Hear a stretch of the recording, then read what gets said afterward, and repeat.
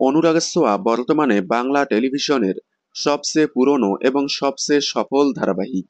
ধারাবাহিকটি প্রায় ৩.৫ বছরের পুরনো হলেও এখনও পর্যন্ত টিআরপি তালিকায় প্রতিপক্ষ ধারাবাহিকের থেকে অনেকটাই এগিয়ে।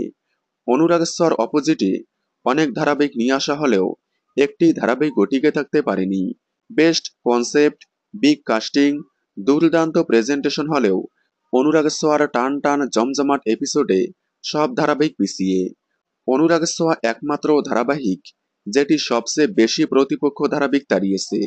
এবার আবারও অনুরাগ ছোঁয়ার বিপরীতে আসছে আরও একটি নতুন ধারাবাহিক। খুব শীঘ্রই বন্ধ হয়ে যাচ্ছে দুর্গামণি ও বাগমামা। অনুরাগ ছোঁয়ার অপোজিটে দুর্গামণি ও বাগমামা টিআরপিতে অনেকটাই পিছিয়ে।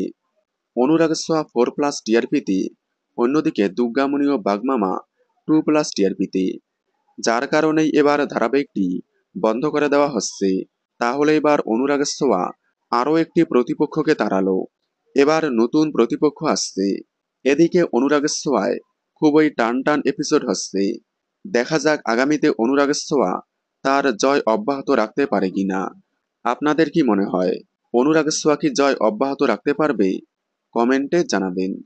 অনুরাগ ছোঁয়ার সকল আপডেট সবার আগে পেতে চ্যানেলটি সাবস্ক্রাইব করে পাশে থাকা বেল আইকনটি বাজিয়ে দিন। ধন্যবাদ।